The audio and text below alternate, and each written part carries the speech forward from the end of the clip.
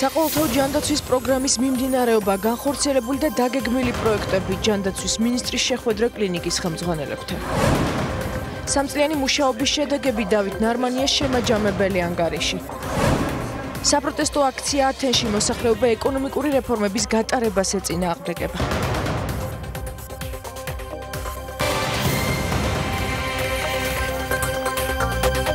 კიდევ ერთხელ მოგესალმებით, მოამბეს 15 საათზე მარიამ ბაშაძე წარმოგიდგენთ.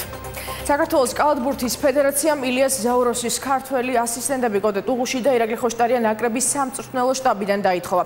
გავრცელებული ინფორმაციით სამწვრთნელო შტაბში სლოვენიელი იურიცა გოლემაცი მთავარი ასისტენტის რანგში დარჩება. ვინ ჩაანაცვლებს კოტე ტუღუშს და ირაკლი ხოშტარიას ეს ჯერჯერობით უცნობია. ამ წუთებში საქართველოს კალათბურთის ფედერაციაში გამგეობის ხდომა მიმდინარეობს. ნიკა ბერაძე ჩაგორთობა ახლა მოამბის პირდაპირ ეთერში დეტალებით. ნიკა გისმენთ. როგორც შეგვიძლია საქართველოს კალათბურთის ფედერაციამ ცვლილება მოახდინა ნაკრების სამწვრთნელო შტაბში და კოტე ტუღუშის და ირაკლი ხოშტარიას გარდა აღარც იურიცა გოლემაცი იქნება ილიას ზუროსის პირველი ასისტენტი. მთლიანად შეიცვლება სამწვრთნელო შტაბი. ეს მინდა აღვნიშნო, ჩვენ ვესაუბრეთ ორივე ქართველ მწვრთნელს. კოტე ტუღუშის განცხადებით მას ძალიან დიდი სურვილი ჰქონდა, რომ მსოფლიოს ჩემპიონატის შესარჩევ ეტაპზეც ყოფილიყო საქართველოს ნაკრებში ემუშავა, თუმცა სამწუხაროდ მას ამის საშუალება არ მიეცა. კითხვაზე პასუხი უკავშირებს თუ არა ის ამ ცვლილებას მოახლოებულ საპრეზიდენტო არჩევნებს კალათბურთის ფედერაციაში კოტე ტუღუშმა გადაჭრეთი პასუხი ჩვენ არ გაგვცა და აღნიშნა, რომ მომავალში უფრო კონკრეტულად ისაუბრებს ამ თემასთან დაკავშირებით, ხოლო ირაკლი ხოშტარიამ განაცხადა, რომ ის კონცენტრირებულია მხოლოდ მწვრთნელობაზე. თბილისის დინამოს მთავარი მწვრთნელი გახლავთ ირაკლი ხოშტარია და მას არანაირი ინტერესები არ გააჩნია არჩევნებში. თქვენ ახლა შეგიძლიათ მოისმინოთ ორივე მწვრთნელის კომენტარი.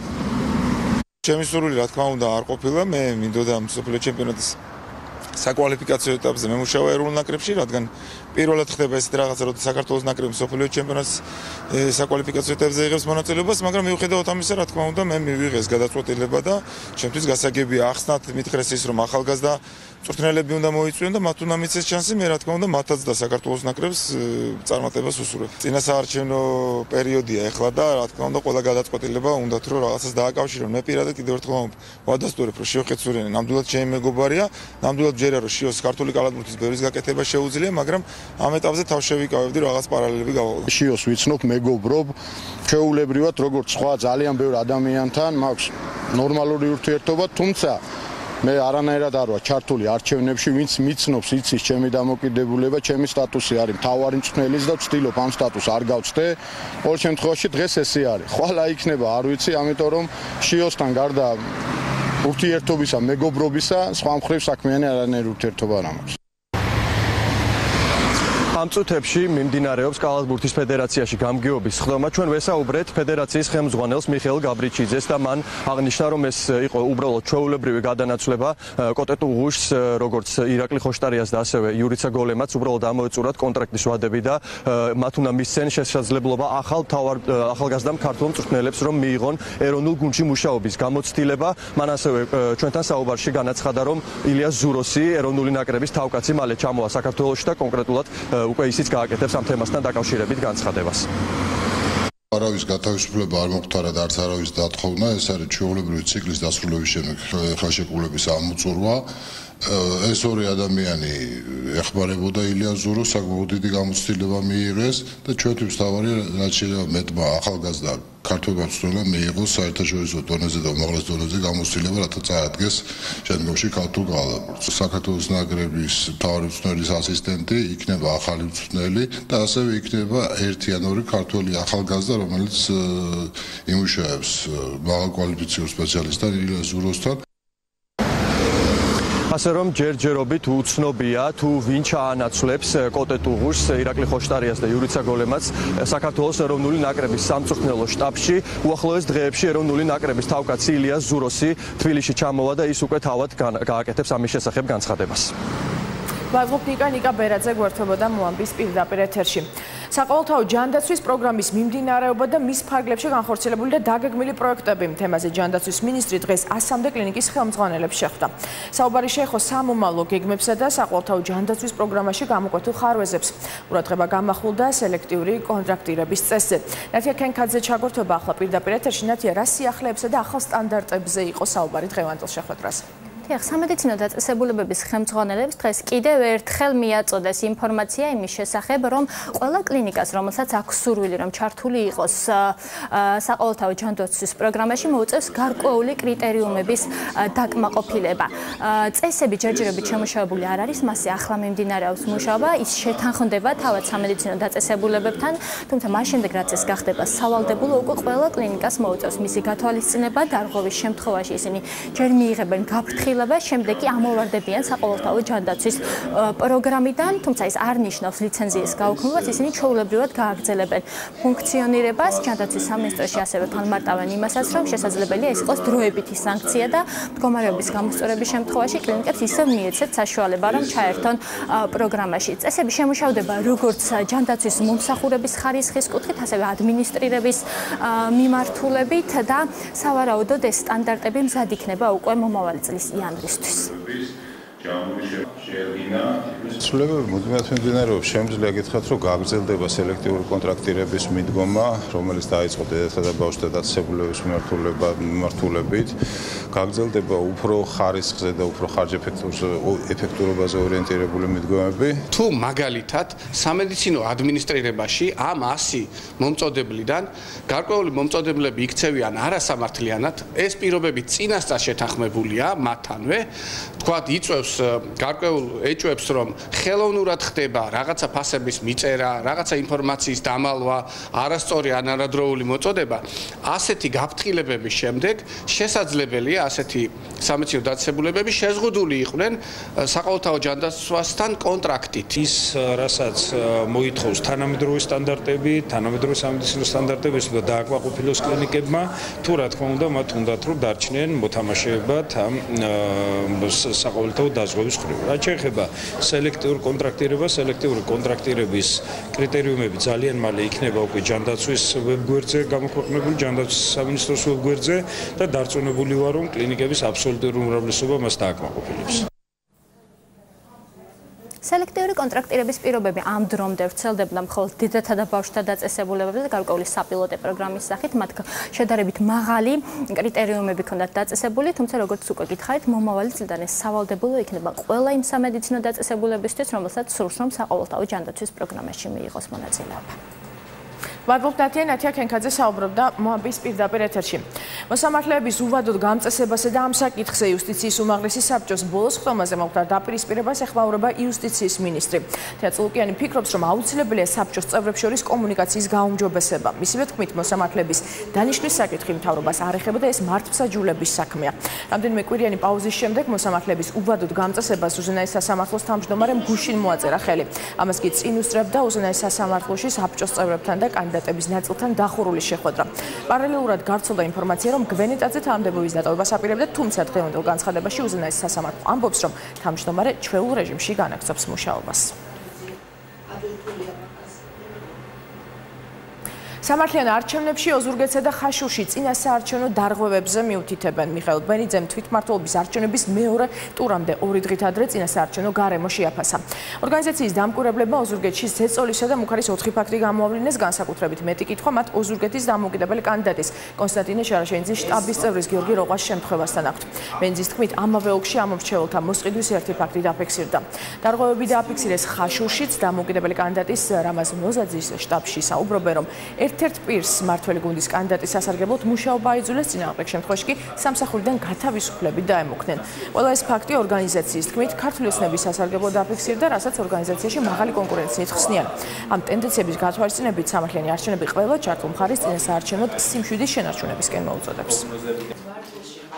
შესაძლოა არის ეს ზეწოლა მუხარა ასევე გაგრძელდეს არჩევნების დღეს და მათ შორის თუ ისევ იქნება გარკვეული ისეთი ქმედებები განხორციელებული, როგორც არის ამორჩევლის ნების გამოვლენის კონტროლის მცდელობები, იქნება ეს პირადი მონაცემების შეგროვებით თუ რაიმე სხვა გზით, ეს შესაძლოა იყოს ძალიან სერიოზული პრობლემა არჩევნების დღის მიმდინარეობისთვის. ერთდროულად 4 სპეცოპერაცია ჩატარდა ფონიჭალაში, დაკავებულია 4 ნარკორეალიზატორი, 2 ქალი და 2 მამაკაცი. ადგილზე მობილიზებული იყო სპეციალური დანიშნულების რაზმი. გამოძიება სისხლის სამართლის კოდექსის 260 მუხლის მეოთხე ნაწილით მიმდინარეობს.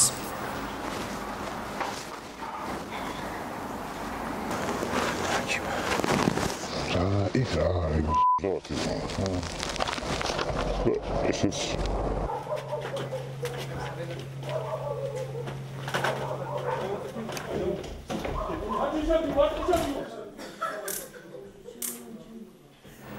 ხარაგაულში გარდაცვლილი ამირან კვირგაშვილის ოჯახის საქმის ობიექტურ გამოძიებას ითხოვს თვითმკვლელობის სავარაუდო მიზეზად ოჯახის წევრები პოლიციის მხრიდან განხორციელებულ ზეწოლას ასახელებენ.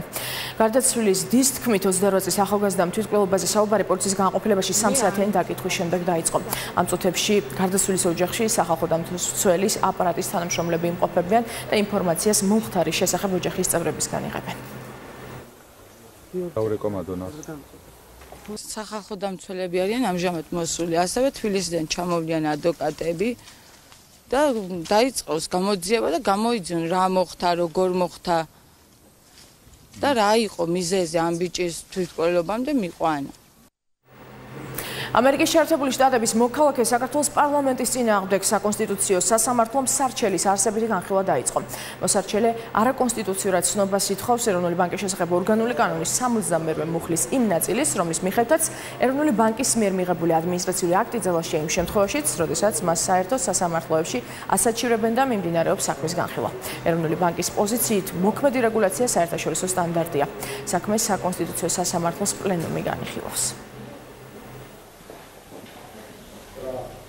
ამერიკის მოქალაქე მოსახლეში მოსარჩელის ერთ-ერთი მოსარჩელის წარმოადგენს. ის არის ბენეფიციარი მესაკუთრე ერთ-ერთი კომერციული ბანკის, რომლის ლიკვიდაციის შესახებ მიიღო ეროვნულმა ბანკმა გადაწყვეტილება, რომელიც გასაჩივრებული არის საერთო სასამართლო სისტემაში. ძალიან მნიშვნელოვანია, რომ ეს არის განსაზღვრული, ეს არის საერთაშორისო სტანდარტი, რომელთაც ევროპის ქვეყნები არიან აღჭურვილი და ევროპის ქვეყნების ცენტრალური ბანკები არიან აღჭურვილი, იმიტომ რომ ეს არის დაწერილი ევრო დირექტივებში, რომლის იმპლემენტაცია და ტრანსპოზიცია საქართველოს 2018 წლისთვის უწევს. დავით კეზერაშვილის სისხლის სამართლის საქმეზე დღეს დაცვის მხარის ორი მოწმე ბრალდებულის დაცვის წევრი და მძღოლი დაიკითხა. როგორც მოწმეებმა განაცხადეს, კეზერაშვილი და ბიზნესმენი თამაზ ნიჟარაძე ახლო მეგობრები იყვნენ და მათ შორის დაძაბული ურთიერთობა არასდროს შეუნიშნავთ. საპირისპიროს აცხადებს ბრალდების მხარე. პროკურორის თქმით, კეზერაშვილსა და ნიჟარაძეს შორის ურთიერთობა 2010 წელს დაიძაბა მას შემდეგ, რაც გამოძიების ცნობით ბრალდებულმა ბიზნესმენს წილების დათმობა მოსთხოვა. დავით კეზერაშვილს მთავარი საგამოძიებო უწყება დიდი ოდენობით თანხების გამოძალვას ედავება. გამოძიების ინფორმაციით კეზერაშვილმა იძულების წესით ბიზნესმენს 2 კომპანიის წილები დაათმობინა. დაცვის თანამშრომლობა დაადასტურეს, რომ დავით კეზერაშვილმა თამაზ ნიჟარაძეს სოლიდური თანხა გადაუხადა წილების სანაცვლოდ და რომ თვითონ არიან უშუალოდ ამ ფაქტის შემსწრე, როგორ მიიტანეს თამაზ ნიჟარაძესთან თანხა, რომელიც იყო დავით კეზერაშვილისგან გადახდილი. შესაბამისად, ამოსავალი წერტილი ამ საქმის არის ის, რომ თამაზ ნიჟარაძემ წილების სანაცვლოდ მიიღო თუ არა თანხა. დაადასტურეს ბრალდების მიერ წარმოქმნილი მტკიცებულებები ერთობაში და ის პოზიცია, რომ სწორედ კონკრეტულ პერიოდში მათ ჰქონდათ ისინი იყვნენ თანამშრომლები დაცვის, რომლებიც შეესწრნენ კონკრეტულ ფაქტებს დავით კეზერაშვილის საქმიანობას. გაუჩინარებული სამხედრო პირების ოჯახებისთვის თანხის გამოძალვის საქმეზე კი სასამართლო პროცესი წერილობითი მტკიცებულებების გამოკვლევით გრძელდება. სახელმწიფო ბრალდება სამ პირს ვახტანგ ბოლქვაძეს, გია ჰიდურელსა და ჯამბულ შეღილაძეს თაღლითობის მცდელობას ედავება. გამოძიების ინფორმაციით 2016 წლის 16 აგვისტოს სამხედრო წვრთნების დროს ზღვაში გაუჩინარებული კაბრალ იაგო შარაძისა და პირველი კლასის რიგითის გიორგი ნანიტაშვილის ოჯახს ბრალდებულების წერილებს უგზავნიდნენ გაუჩინარებულების სახელით და ფულადი თანხის ჩარიცხვის წერილში მითითებულ საბანკო ანგარიშის ნომერზე სთხოვდნენ. ბრალის დამტკიცების შემთხვევაში დაკავებულებს 9 წლამდე თავისუფლების აღკვეთა ემუქრებათ. ბრალდებული გია ხიდურელი არანაირად დამნაშავე არ არის, რაც დღევანდელი მტკიცებულებების გამოკვლევებით დასტურდება კიდევაც. და მე მინდა აქვე განვაცხადო, რომ იმ სიუჟეტებიდან და იმ რეპორტაჟებიდან, რაც ამ დღეებში გავრცელდა თქვენი საშუალებებით, არასოდეს ჩემი დაცვისქვეშ ყოფს არ უღიარებია დანაშაული. დღეს გამოკვლეულ სასამართლოს ხდომას გამოკვლეულ მტკიცებულებებზე, ასევე აქამდე გამოკვლეულ მტკიცებულებით ცალსაღად დასტურდება მათი დანაშაულში მონაწილეობა ერთობლივად ჯგუფურად. შინაგან საქმე და სამინისტრომ გამოძალვის ფაქტი გახსნა. აღნიშნული ბრალდებით ერთი პირი დააკავეს. გამოძიებით დადგინდა, რომ ბრალდებულმა სოფელ რუიში მოქალაქეს ფიზიკური ძალადობის მუხარით თანხა გამოსცალა.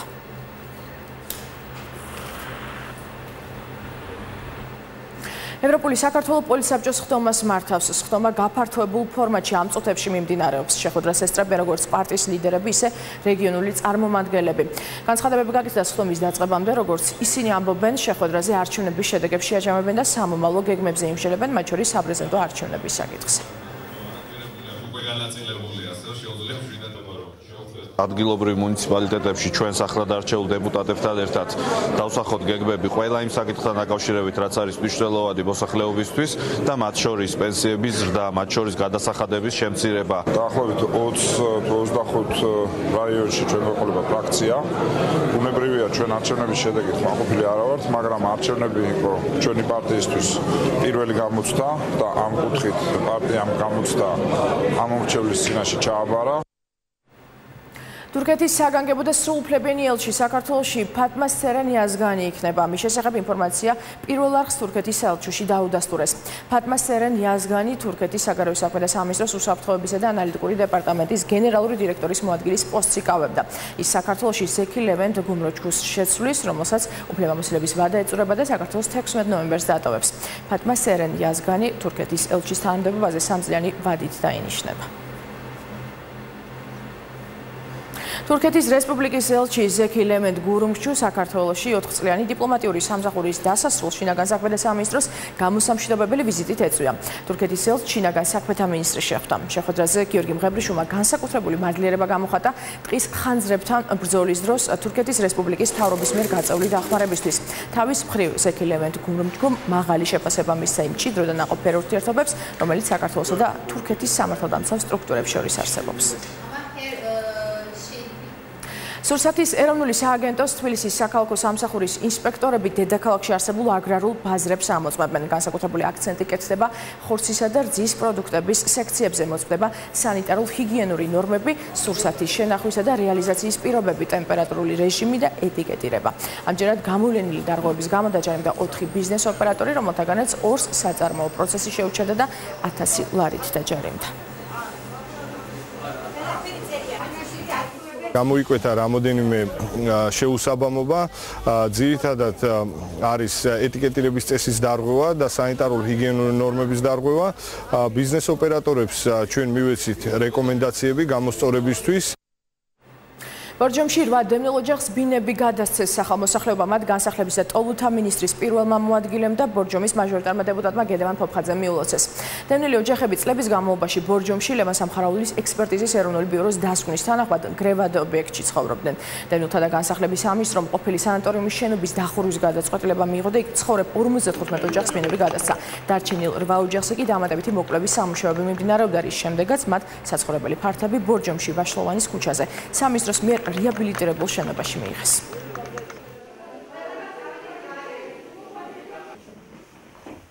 ჩვენ დღეს ადამიანები გავახარეთ, აქ ყოფილი დარჩენილი 8 ოჯახი და გადავცემთ ახალ რეაბილიტირებულ კორპუსში ბინებს და თქვენ ნახეთ აქ ბავშვებიც იყვნენ, მოხუცებიც, ყველა ასაკის ადამიანი და ვფიქრობ, რომ ეს იყო აუცილებლად გადასარგვენი ნაბიჯი. ცხოვრობ 25 წელი აქ. მე ცხინვალიდან ვარ დევნილი, მეუღლე მყავს აფხაზეთიდან დევნილი, აქ შევღვდით და ვარც ერთზე და უმძიმეს პირობებში. დიდი მადლობა დევნილთა სამინისტროს ყველას, რომ გადმოგვეცეს ბინა. პენსიონერთა კავშირის მეხუთე ყრილობა გაიმართა დღეს პროფკავშირების კულტურის ცენტრში. კავშირის ხელმძღვანელობამ შეკრებილ წევრებს გასული 4 წლის განმავლობაში განხორციელებული პროექტები და საქმიანობა გააცნო. პენსიონერთა კავშირი სახელმწიფოსა და კერძო სექტორის აქტიური ჩართულობით არაერთ სოციალურ თუ კულტურულ პროექტს ახორციელებს, რომელთა მიზანიც საპენსიო ასაკში მყოფი ადამიანების საზოგადოებაში აქტიური ჩართვა. ერთ-ერთი კარგი ჩამოყალიბებული ორგანიზაცია ხალხს ეხმარებით გაჭირებულ პენსიაზე რეგისტრი დასწრებით მატერიალურად კვების პროდუქტებით და თანხით და რაღაც ბევრი. ჩვენი ხელისუფლება ახორციელებს შესაბამისად ამ ადამიანების ზრუნვის სხვადასხვა პროგრამას, ეს არის სოციალურად დაუცველებისთვის სოციალურ პროგრამებს, ჯანდაცვის დაზღვევის სისტემის, საყოველთაო დაზღვევის სისტემა, განსაკუთრებით ამ პენსიონერებს აქვთ ყველაზე კარგი პაკეტი უფასო ჯანდაცვის მიმართულებით. სამცხე ჯავახეთში სატომბის სადგურის სარეაბილიტაციო სამუშაოები დასრულების ეტაპზეა. პროექტის ფარგლებში სადგურს სრული რეაბილიტაცია ჩაუტარდა. მიმდინარე სამუშაოების დასრულების შემდეგ ახალქალაქის მუნიციპალიტეტის სამი სოფლის დილისკას, ვტენასა და ჩუნჩხას 1394 ჰექტარ სასოფლო-სამეურნეო მიწის ფართობზე გაუმჯობესდება სარწყავი წყლით უზრუნველყოფის რეჟიმი. პროექტს სოფლის მეურნეობის სამინისტროს შეპასე საქართველოს მელიორაცია ახორციელებს. ამ სამუშაოების შედეგად სრული რეაბილიტაცია ჩაუტარდა სატომის სადგურს, გამოიცვალა 6 ფარი, დამონტაჟდა 4 რტუმბო აგრეგატი, შეკეთდა წყალმომღები კვანძი. ერთადერთი საშუალება იქნება ეს სადგური, რომელიც მიაწოდებს მოსახლეობას წყალს, რომ მათ მუშაობა დაფასდეს, შრომა დაუფასდეს და მიიღოთ მოსავალი ნორმალური. დავით ნარმანიას ბოლო შემაჯამებელი ანგარიში მერის პოსტზე მან საზოგადოებას სამწლიანი მუშაობის შედეგები წარუდგინა. შემაჯამებელ ანგარიშში ასახულია ყველა ის პროექტი, რომელიც ნარმანიას მერობის პერიოდში თბილისში განხორციელდა. ნოდარ ჩაჩუა განაცხადებს თემას ახლა პირდაპირ ეთერში. ნოდარ, ხომ არ უსაუბრია ჟურნალისტებთან ნარმანიას სადაპირებს საქმიანობის გაგრძელებას მერის პოსტის დატოვების შემდეგ? ბუნებრივია, მარიამ, ჟურნალისტებს ჰქონდა შეკითხვა დავით ნარმანიას სამომავლო საქმიანობასთან დაკავშირებით და აღნიშნული შეკითხვა დაუსვით ქალაქის მერს, როგორც დავით ნარმანიამ აღნიშნა ჩვენთან საუბარში, იგი საზღვარგარეთ არ მიდის, ვინაიდან თქვენი ცით რომ იყო გავრცელებული ხმები იმასთან დაკავშირებით, რომ შესაძლებელია იგი გერმანიაში საქართველოს ელჩად წარეგზავნათ, თუმცა დღეს ეს მოსაზრება დავით ნარმანიამ კატეგორიულად გამორიცხა, განაცხადა, რომ იგი რჩება თბილისში და ასევე რჩება პოლიტიკაში, თუმცა რა თანამდებობაზე გააგრძელებს მუშაობას ქალაქის ორშაბათიდან უკვე შეიძლება ითქვას ყოფილი მერი დავით ნარმანია, ეს დღეს მას არ დაუკონკრეტებია, მან დღეს საკმაოდ მსხლად ისაუბრა იმ სამწლიან სამუშაოებთან დაკავშირებით, რომელიც მისი მერობის პერიოდში განხორციელდა ქალაქში, როგორც ქალაქის მერმა აღნიშნა, არ ყოფილა არც ერთი სფერო, რომელსაც ქალაქის მერი არ შეხებია და საფუძველი იმასთან დაკავშირებით, რომ ახლა უკვე წარმატებით განხორციელდეს ყველა სტრუქტურის მუშაობა ჩაყრილია. ჩვენ ამ 3 წლის განმავლობაში 2000-ზე მეტი მსხვილი და საშუალო პროექტი განახორციელებთ, რომ არაფერი ვთქვათ იმ პატარა პროექტებზე, რომელსაც ასევე მრავლად ვახორციელებთ ქალაქის განმავლობაში. ხუთი უმთავრესი პრიორიტეტი, რაც ჩვენ გქონდა, იყო უცვლელი და ამ თვალსაზრისით პრიორიტეტული მიმართულებებით აქტიურად მუშაობდით. ორშაბათს ოფიციალურად გადავაბარებთ ახალ მერს მართვისადავეებს, წარმატებებს უსურვებთ მას და დავისვენებთ ძალიან ცოტას, რომლის შემდეგაც გასაგორელია მივიღეთ საბოლოო გადაწყვეტილებას. უშუალოვანია ის, რომ და თქვენი კითხვის საპასუხოდ გეტყვით, რომ საზღვარგარეთ არ მივდივარ ჩემი ქვეყანაში. დღევანდელ პრეზენტაციას ასევე ესწრებოდა არჩეული მერი კახიკალაძე და პრემიერ-მინისტრი გიორგი კვირიკაშვილი. მათ დადებითად შეაფასეს დავით ნარმანიას სამწლიანი მოღვაწეობა თბილისის მერის თანამდებობაზე, როგორც კახიკალაძემ აღნიშნა, უკვე ძირითადი ფუნდამენტი იმასთან დაკავშირებით, რომ სტრუქტურების გამართული მუშაობა იყოს შესაძლებელი ჩაყრილია. დავით ნარმანიას საკმაოდ მძიმე მემკვიდრეობა შეხვდა თბილისის არჩეული მერის მოსაზრებით და ის საქმიანობა, ის საქმეები და რეფორმები, რაც განხორციელდა ბოლო პერიოდის განმავლობაში თბილისის მერიაში, იყო წარმატებული და დროული წარმატებულად შეაფასა დღეს ასევე თბილისის ყოფილი მერის დავით ნარმანიას მუშაობა გიორგი კვირიკაშვილმაც. სრულიად ახალი აშენებული გზები, როგორიც არის კრწანისი ტაბახმელას გზა, ეს არის სამებიდან მახათასკენ მიმავალი სრულიად ახალი გზა, ეს არის სრულიად ახლად რეაბილიტირებული რამდენიმე მნიშვნელოვანი გამზირი, მათ შორის პეკინის გამზირი, ეს არის პუშკინის ქუჩაზე აღდგენილი ორმაგი მოძრაობა და ესტაკადა, რომელიც იქ დამონტაჟდა, ეს არის დახურული ბაღების ნაცვლად ახალი გახსნილი ბაღები, ეკოლოგიურად გაცილებით უფრო სუფთა ახალი კომფორტული ტრანსპორტი და ასე შემდეგ. მე მინდა მადლობა გადაუხადო მას და უსურვო მომავალ საქმიანობაში ბევრი წარმატება. ყოველთვის ვამბობდი, ეხლაც გავიმეორებ, რომ დათოს ძალიან რთული მემკვიდრეობა დახვდა, ძალიან რთული იყო გარკვეული რეფორმების გატარება, თუმცა ის პროექტები, რაც იქნა განხორციელებული, მართლა შთამბეჭდავია, რა თქმა უნდა, პრობლემები არსებობს. ჩვენ ამაზე ვიაუბრობდით საარჩევნო კამპანიის დროს და იმის ილუზია ნამდვილად არავის არ ქონდა, რომ 3 წლის განმავლობაში შესაძლებელი იყო აბსოლუტურად ყველა პრობლემის მოგვარება. ეს არის ის, რაც ბოლო 20-25 წლის განმავლობაში გროვდებოდა. შესაბამისად, ჩვენ გვაქვს ძალიან დიდი ენერგია, ძალიან დიდი мотиваცია, რომ მომდევნო 4 წლის განმავლობაში განახორციელოთ მნიშვნელოვანი პროექტები ჩვენი დედაქალაქისთვის. ძველმა საკუთარი მოღვაწეობა უკვე შეაჯამა და შეაფასა, ორშაბათიდან კი მუშაობას უკვე ახალი მერი კახი კალაძე შეუდგება, მოხდება თუ არა საკადრო ცვლილებები მერიაში ამ საკითხთან დაკავშირებით ბუნებრივია ჩვენ მერიის თანამშრომლებს, მერის მთავრობის წევრებს, ქალაქის მთავრობის წევრებს დაუსვით შეკითხვები, თუმცა ჯერჯერობით ისინი პასუხს აღწევენ ამ შეკითხვაზე, მიმდინარეობს თუ არა კონსულტაციები, ორშაბათს სავარაუდოდ თავად კახი კალაძე საკუთარ გუნდს წარმოადგენს თბილისის მერიაში. მადლობ ნოდარ, ეს ნოდარ ჩაჩუა იყო. საქართველოს შეერაღებული ძალების მეორე ქვეითი ბრიგადის 23-მე ბატალიონი ავღანეთის ისლამური რესპუბლიკიდან საქართველოში სრული შემადგენლობით დაბრუნდა. ალექსეევკის შერეულ საავიაციო ბაზაზე ქართველ მშვიდობის ყოფილებს საქართველოს თავდაცვის მინისტრის შეერაღებული ძალების გენერალური შტაბის უფროსი და ამერიკის ელჩის მოადგილე დახდნენ.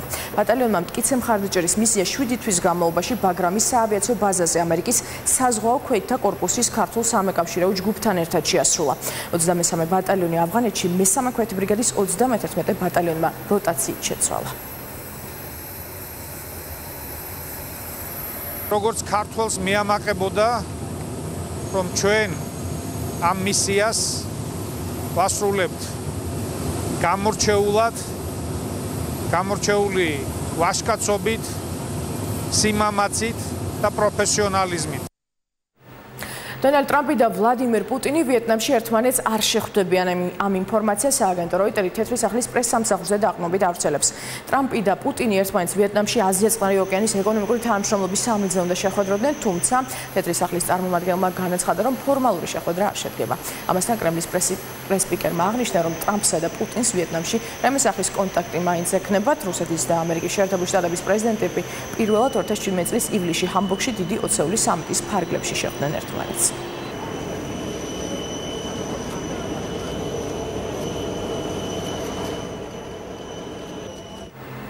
თურქეთში ჩატარებული კონტერორისტული სპეცოპერაციის ფარგლებში ტერორისტულ ორგანიზაცია ისლამურ სახელმწიფოსთან კავშირში ეჭვმიტანილი 101 ადამიანი დააკავეს. ინფორმაციას თურქული საინფორმაციო სააგენტო ანადოლ ოეჯანსი ავრცელებს. სპეცოპერაცია ანკარასა და მის შემოგარენში ჩატარდა. სპეცრაზმა 250-მდე საცხოვრებელი ბინა გაჩხრიკა. კონტერორისტულ სპეცოპერაციაში 1500-მდე ადამიანი მონაწილეობდა, მათ შორის სადაზვერვო სამსახურის ოფიცრები. ერთი თვის წინ კონტერორისტული სპეცოპერაციის შედეგად 40-მდე ადამიანი დააკავეს, რომელთაც ჯიჰადისტებთან კავშირი ედებოდა.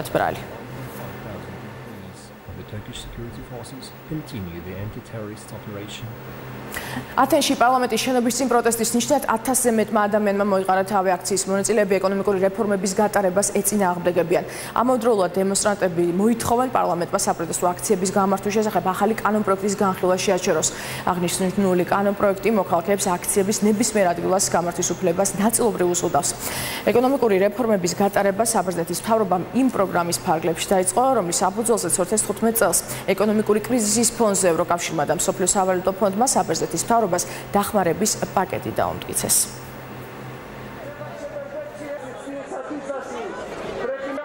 ვენესუელის პრეზიდენტი ნიკოლას მადურო ოპოზიციას დიალოგს თავაზობს ქვეყანაში შექმნილი პოლიტიკური კრიზისის და სამოქალაქო დაპირისპირების ფონზე. ოპოზიციის მოთხოვნაა პრეზიდენტისგან, რომელსაც ისინი არალეგიტიმურ მმართველად მოიაზრებენ, მიიღონ გარანტია, რომ 2018 წელს დაგეგმილი საპრეზიდენტო არჩევნები გამჭვირვალედ ჩატარდება. ოპოზიცია, რომელიც ვენესუელის პარლამენტში უმრავლესობას 2015 წლის დეკემბრიდან წარმოადგენს, მადუროს ძალაუფლების უზურპაციაში ადანაშაულებს. საპროტესტო აქციები კარაკაში 2017 წლის აპრილში დაიწყო. სპეცრაზმა დემონსტრანტების წინააღმდეგ ძალა გამოიყენა, რასაც საერთო ჯამში 100-მდე ადამიანის სიცოცხლე ემსხვერპლა, 3000-ზე მეტი კი დაკავებულია. მოამბე ამ დროისთვის დასრულებულია, მე გემშვიდობებით, თქვენ კი დღის ყველა მნიშვნელოვანი სიახლის ნახვა ჩვენს ვებგვერდზე 1TV-ზე შეგიძლიათ.